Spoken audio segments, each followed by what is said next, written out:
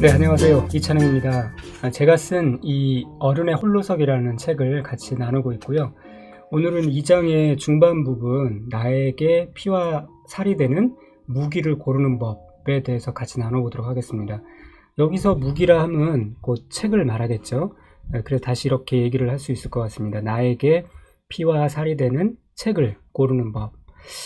네. 어떻게 하면 정말 필요한 책을, 도움이 되는 책을 고를 수 있을지, 오늘 같이 한번 나눠보도록 하겠습니다. 여러분 혹시 이런 경험 해보신 적 있나요? 어떤 책을 읽다가 익숙한 내용이 나와서 자세히 보게 되니까 이게 예전에 읽었던 책인 거예요. 뭐 그런 경우이든지, 혹은 또 책을 큰맘 먹고 새 책을 샀는데 알고 보니까 책장에 이미 같은 책이 꽂혀 있었던 거죠. 그러니까 책을 분명 사놓고 뭐 읽었든 안 읽었든 그 존재를 잊고 다시 또 그것이 필요한 책인 줄 알고 사는 경우죠. 이제 다독을 하는 경우에 이런 상황들을 뭐 자주는 아닐지라도 한 번쯤은 이제 경험을 할 수 있을 텐데요. 저도 이런 두 가지 경험을 각각 해본 적이 있습니다. 자, 이런 이유는 아무래도 이제 독서를 하되 그 책의 내용을 정확하게 잘 습득하고 있지 않기 때문에, 기억하고 있지 않기 때문에, 그래서 이런 상황들이 발생할 수 있겠죠. 그리고 말씀드린 대로 이제 책을 뭐 아예 안 읽으면은 뭐 이런 경우가 발생하지 않겠지만, 많이 읽는 경우에 이런 상황들이 발생할 수 있겠어요. 읽은 책마다 잘 습득해서 기억을 잘 하고 있으면 오죽 좋겠습니까마는, 네, 그럴 수가 없겠죠. 기억력에 한계가 있기 때문에. 그래서 이제 이런 상황에 부딪히게도 되는데요. 뭐 자주 있는 일이 아니라면, 뭐 이런 상황들이 있다 할지라도, 그럼에도 불구하고 책을 많이 읽는 것이 더 나을 겁니다. 더 중요하겠죠. 더 좋은 일일 것입니다. 독서라는 게 모든 내용을 잘 습득해서 기억을 완벽하게 하고 있으면 참 좋겠지만, 그럴 수도 없고요. 기억 용량에 한계가 있기 때문에, 이제 그렇지 못하다 할지라도 독서 당시에 그 내용들을 이렇게 마음에 스며들게 하는 것, 습득하는 것, 그것만으로도 굉장히 큰 유익이 있고 효용 가치가 있다라고 생각합니다. 그 모든 것들이 내 안에 잠재의식 속에 스며들어서 필요할 때 또 꺼내어져 활용될 것이기 때문에 그래요. 그렇게 이제 밭을 갈아가는 거죠. 그래서 좋은 밭으로 만들어 가는 겁니다. 그것만으로도 독서의 가치는 충분하다, 그렇게 생각할 수 있습니다. 그런데 이제 제가 지금 계속 이제 이 과정을 통해서 말씀을 드리고 있는 것은 좀 더 이제 독서에 욕심을 부려보자는 거죠. 독서의 가치를 좀 더 높여보자는 거예요. 그냥 이런 막연한 기대 효과를 이제 갖고 독서를 하기보다는 뭔가 좀 더 적극적인 효과를 얻을 수 있으면 더 좋겠다라는 거죠.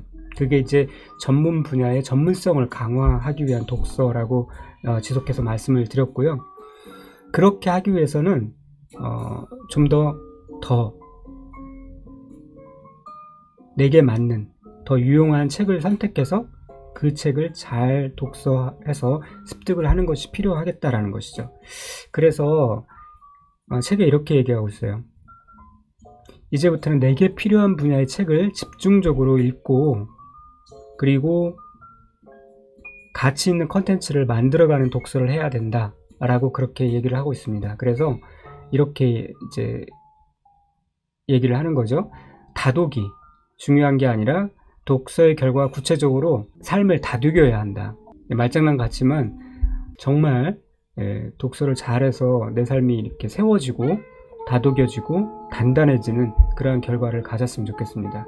그러기 위해서는 내게 필요한 분야의 책을 집중적으로 읽고 또 가치 있는 컨텐츠를 만들어가는 그런 독서를 해야 한다라고 그렇게 얘기를 하는 거죠. 그래서 그것이 바로 전문성 강화를 위한 묵상 독서라고 그렇게 얘기를 했고요.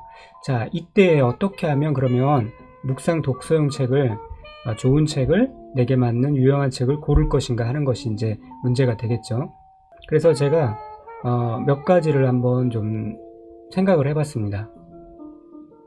이 책을 고를 때 이런 질문에 의해서 책을 고르면 좀 더 나은 책을 고를 수 있겠다, 그렇게 생각을 한 거죠.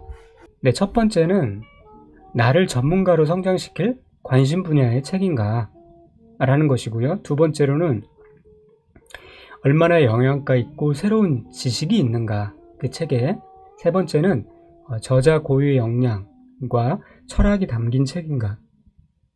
네 번째는 저자의 경험 범주가 특정 지역에 국한되지 않고 글로벌한가.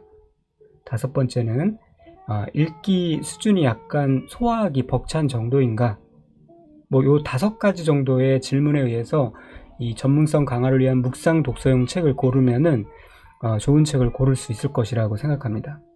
자, 그래서 요 5가지가 과연 어떤 질문인지 좀 같이 잠시 한번 생각을 해보도록 하겠습니다. 첫 번째, 나를 전문가로 성장시킬 관심 분야의 책인가.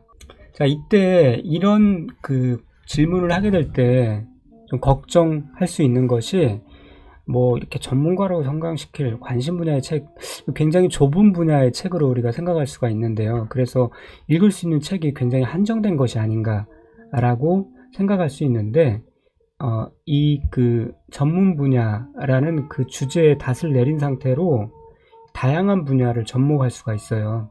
그 관련 분야를. 그래서 이제 얼마든지 그 책의 스펙트럼을 확장할 수 있다라는 것이죠. 이 부분에 대해서는 다음에 한번 또 나눌 기회가 있을 것입니다. 그래서 그런 걱정을 안 해도 되고요.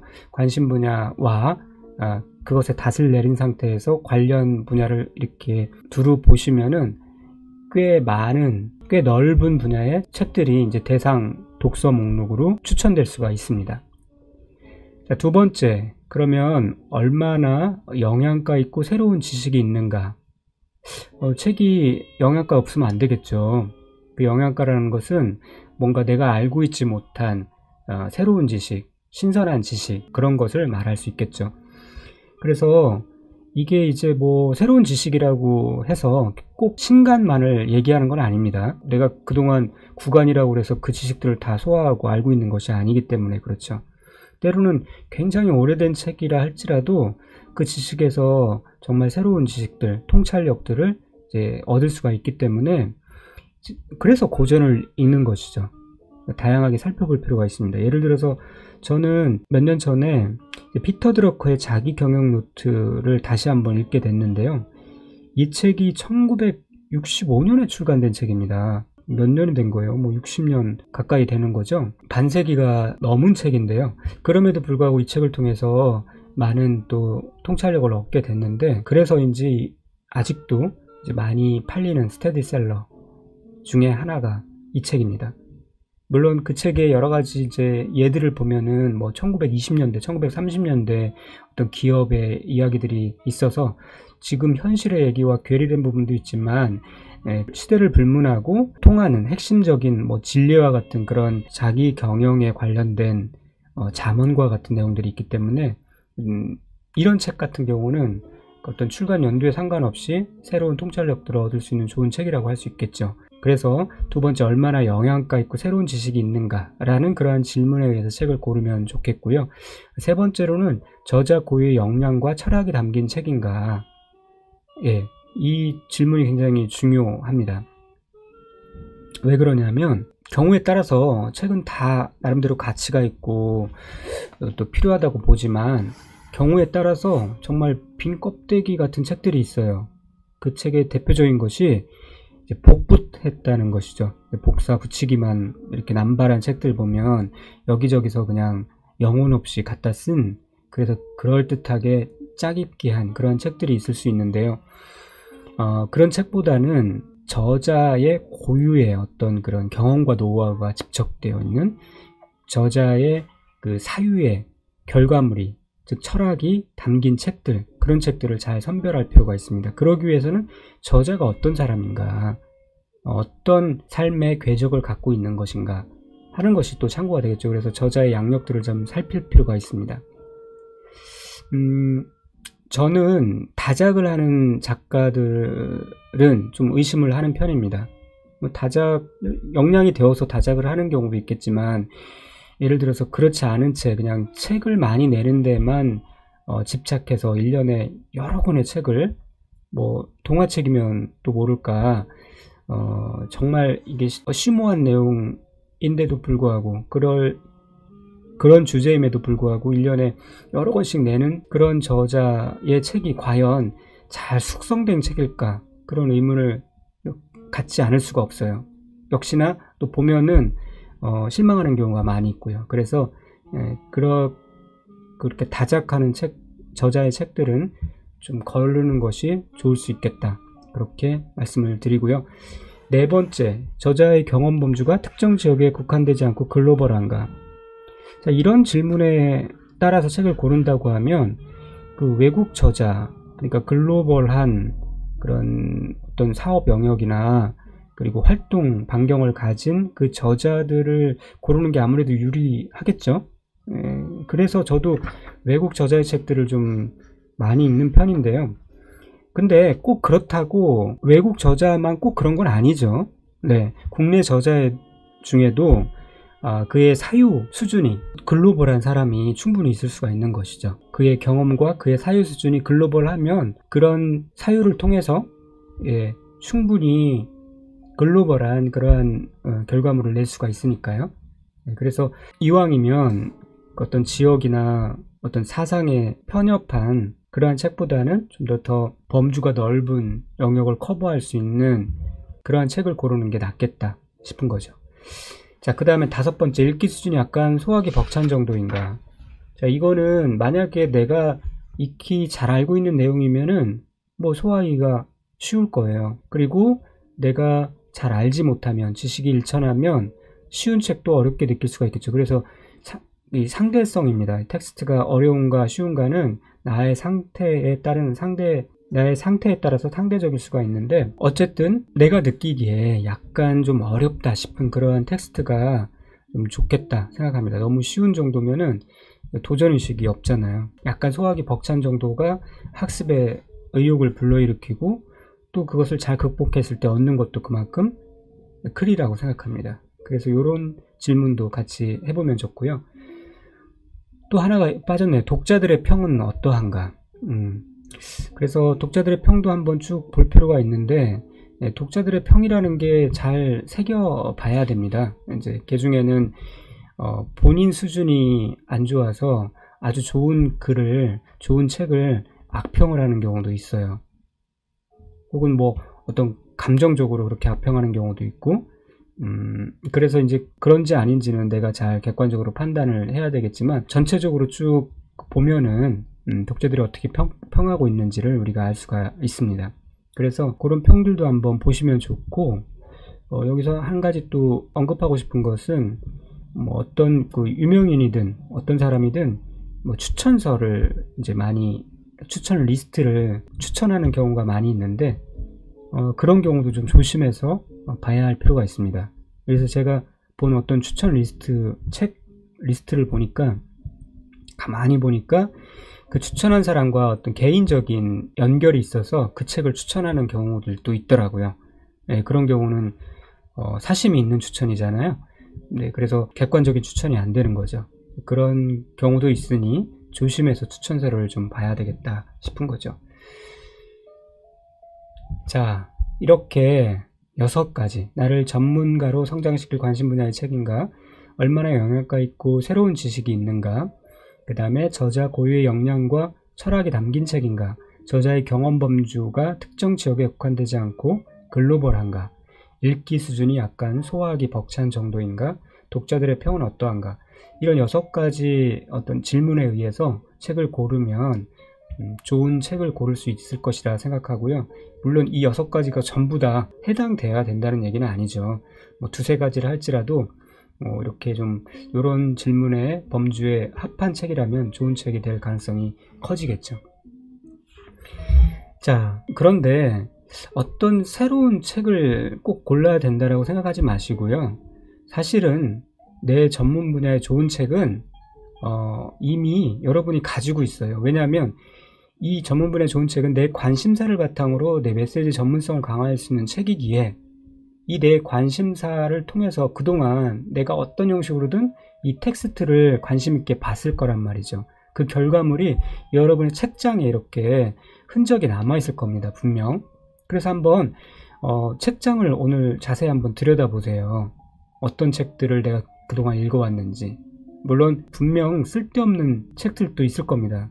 다시 한번 봐도 쓸데없는 책이다 하면은 빨리 버려야 되겠죠. 가지고 있어서 도움이 될 게 아니라 그러면은 버려버리는 것이 도움이 되는 것일 겁니다. 그런데 이렇게 들여다보면은 좀 어떤 그 윤곽이 보이죠. 같은 주제로 읽어왔던 책들의 윤곽이 보일 겁니다. 그것이 바로 내 관심사가 반영된 주제일 수 있고요. 거기서부터 내 전문성을 좀 강화해 나가는 것이 지혜롭고 현명한 방법일 수 있습니다. 그런 주제를 발견한다 그러면 그런 책만 따로 모아서 이제 좀 잘 보관해 놓고 그 안에서 다시 한번 읽어볼 만한 책들을 한번 선택을 하시고 그 책을 다시 한번 읽기 시작하세요. 아까도 말씀드렸지만 한번 읽었던 책이라서 전부 소화하고 있는 책이 아니고요. 그 내용을 다 소화하고 있다는 보장이 없고요. 또 한 가지는 다른 시점에서 시기도 달라져 있고 나의 상황도 달라져 있어요. 나의 성숙도도 달라져 있다는 거죠. 그런 시점에 다시 예전에 봤던 그 텍스트를 보면은 좋은 책이라고 하면은 더 많은, 더 새로운 보물들을 발견해낼 수가 있어요. 네, 그래서 예전보다 더 가치 있게 그 텍스트들을 대할 수도 있기에 다시 한번 읽어보길 추천을 드립니다. 그렇게 이 책장에 있는 책 중에서 다시 읽을 만한 가치 있는 좋은 책부터 읽기 시작하면은 좋을 것 같습니다. 그렇게 한번 해보시고요. 자, 오늘 그렇게 한번 책장을 한번 들여다보는 하루가 되었으면 좋겠습니다. 네.